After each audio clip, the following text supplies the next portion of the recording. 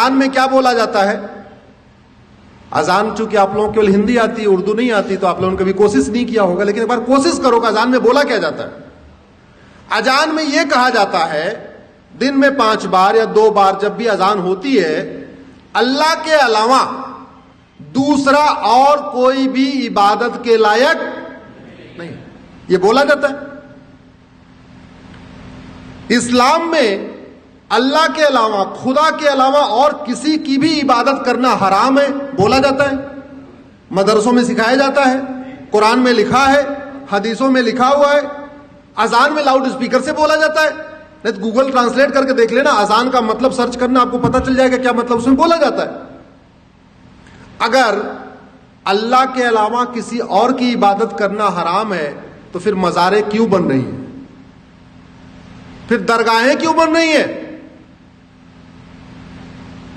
اتراکھنڈ میں دیکھتے دیکھتے پورے جنگل کے جنگل مزار درگاہیں کہاں سے بن گئی؟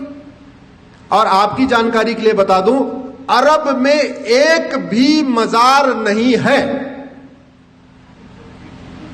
عرب میں ایک بھی درگاہ نہیں ہے، اور عرب میں ایک بھی پکا قبرستان نہیں ہے۔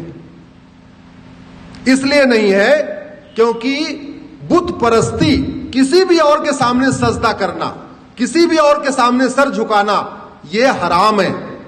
اب مزار میں لوگ سر جھکاتے ہیں کہ نہیں؟ درگاہ میں جھکاتے ہیں کہ نہیں؟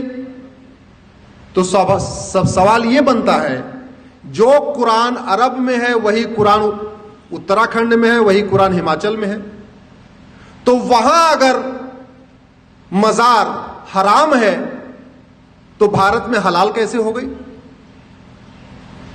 اگر عرب میں درگاہ بنانا حرام ہے، عرب میں ایک بھی درگاہ نہیں ہے، تو بھارت میں اتنی درگاہیں کیسے بن گئی اور کیوں بن رہی ہیں؟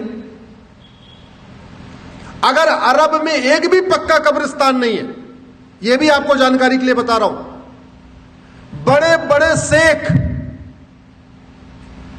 جن کے گھر میں سونے کی پلیٹ ہوتی ہے، سونے کا چمچ ہوتا ہے، ارب پتی کھرب پتی ہیں، ان کی بھی قبر پکی نہیں ہوتی، کیونکہ پکا قبرستان بھی حرام ہے۔